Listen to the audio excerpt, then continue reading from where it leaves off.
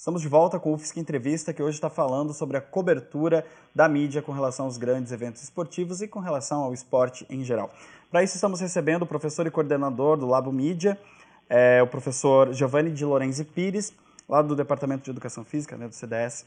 Professor, a gente conversou no bloco anterior sobre temas que a mídia está abordando, sobre a Copa do Mundo, e aí ficou a dúvida para a gente agora sobre qual é essa linha que divide, se é que ela existe, entre a cobertura jornalística do esporte e a cobertura de entretenimento. A ideia de gêneros no jornalismo, você deve saber mais do que eu, né?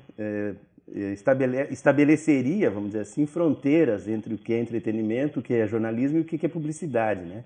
Quer dizer, o tripé que organiza, vamos dizer assim, o discurso midiático. Mas essas fronteiras estão cada vez mais borradas, né? E, sobretudo entre a questão da publicidade e do entretenimento. Essas já estão definitivamente integradas. Os merchandise da vida mostram isso. Agora, o que é hoje perigoso é justamente essa relação inescrupulosa, vamos dizer assim, né, entre o jornalismo e o entretenimento. Porque o que nós estamos vendo hoje é um jornalismo sendo dirigido, em muitos casos, e mais uma vez aqui, sobretudo na TV aberta, pelos interesses que estão embutidos no entretenimento. Nós estamos concluindo uma pesquisa agora que acompanhou, fez uma análise das TVs abertas, do jornalismo das TVs abertas, durante a cobertura dos Jogos Olímpicos de Londres, né, em 2012.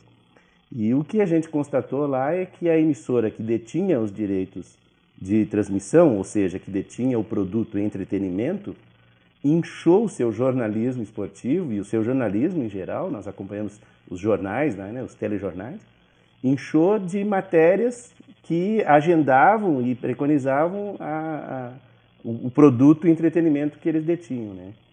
E, em compensação, no sentido contrário, as emissoras abertas que não detinham os direitos minguaram, né? Praticamente, como se diz na gíria, esconderam o jogo, né? Então, nós tivemos, só para te dar um exemplo, para o telespectador ter uma ideia, a cobertura do futebol olímpico masculino, na emissora que detinha os direitos, que era a TV Record, o somatório dos tempos, né, no jornalismo foi 59 minutos. Sem contar transmissões, né? Só no jornalismo, 59 minutos, em todos os dias que houve cobertura. Enquanto que a Globo e a Bandeirantes, que também foram acompanhadas e que não detinham os direitos, foram 2 minutos e meio e 3 minutos, respectivamente. Então, fica evidente, né? Quer dizer, se a gente pensar medianamente, ou tem muito assunto para ter 59 minutos de cobertura, ou não tem nada e 2 minutos é o suficiente. Agora, quando tu tem, de um lado, 59 e do outro lado, 2 minutos e meio, fica evidente que quem tem os direitos do entretenimento vende esse entretenimento dentro do jornalismo. Por isso que eu digo que isso é inescrupuloso, né? Porque o telespectador médio talvez nem perceba que ele está comprando o produto que a emissora tem para vender, né? A gente pode ter como exemplo também essa barreira meio que invisível que existe entre entretenimento e jornalismo, quando existe a tentativa de transformar os atletas em celebridades, no caso, o acompanhamento da vida pessoal, aí vem também o marketing, não? Sem dúvida. São situações em que a gente percebe claramente que essas barreiras estão borradas, né?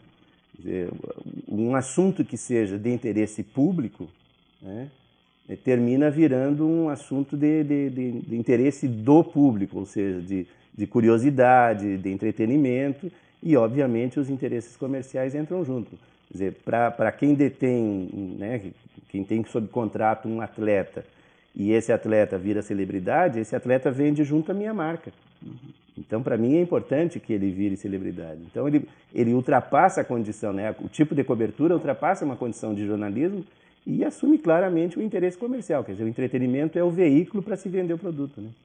E, professor, mudando um pouquinho agora, saindo um pouco do futebol, por que a gente se assusta ainda quando outra modalidade esportiva, por exemplo, o handebol feminino, vira campeão mundial? O que acontece aí? O que se perdeu no meio do caminho? É porque no Brasil a gente vive o que um colega nosso, o professor Mauro Betti, chama de monocultura do futebol. A cultura esportiva brasileira é muito restrita ao futebol.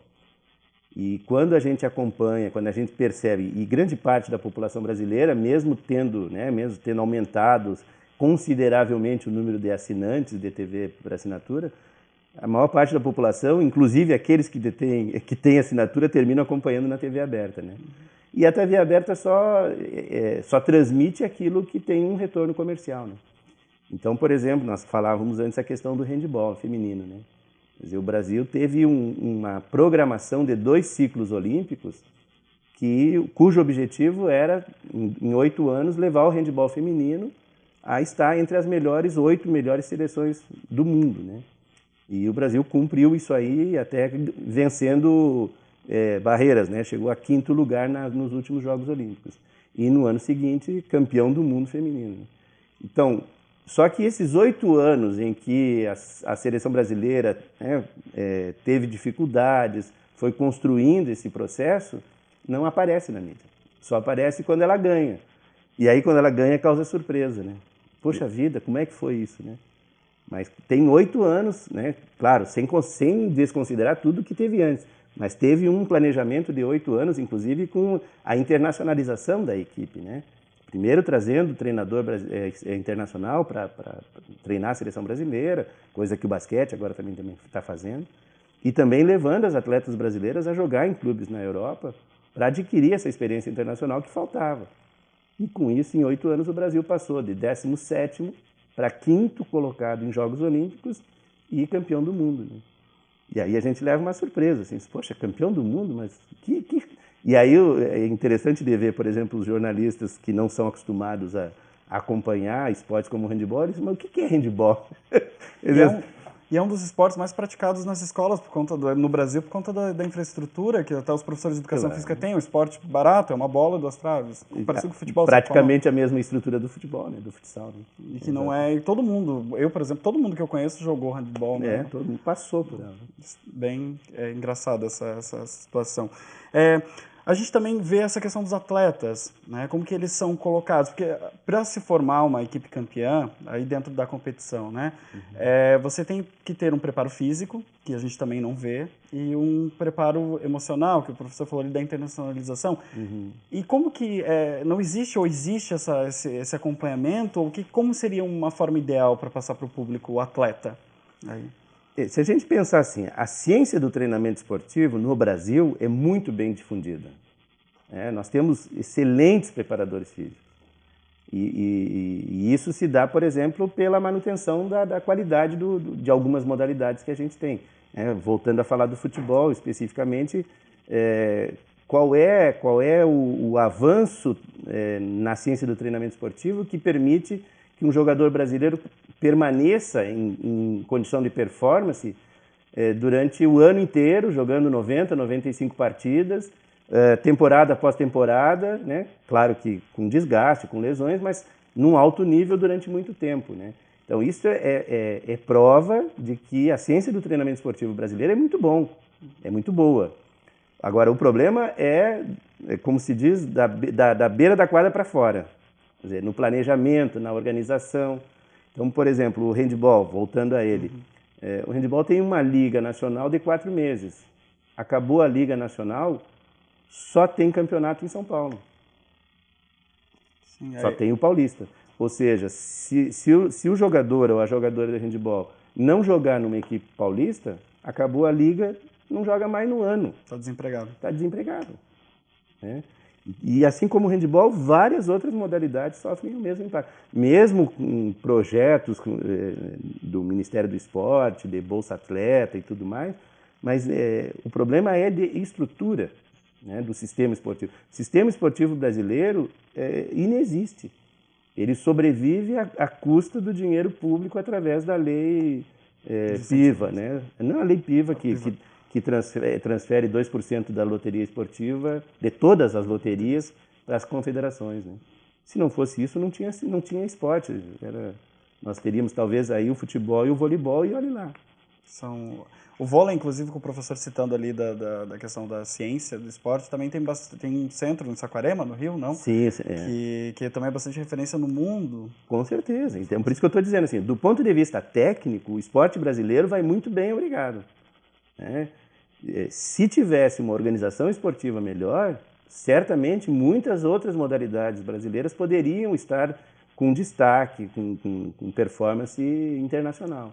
E aí também com a questão do handebol ali, quando a nossa seleção ganhou, agora para 2016, já fica a mídia, já empurra para as pessoas, para o público, como se fosse obrigação também ganhar, e não tem o acompanhamento, como a gente estava falando, técnico e também psicológico dos atletas. Exatamente. Né? E ainda tem agora a pressão em cima, né? Quer dizer, o Ministério do Esporte estabeleceu um quadro de medalhas que o Brasil tem que ganhar. Quer dizer, a lógica é que o Brasil vai ficar entre os 10 melhores.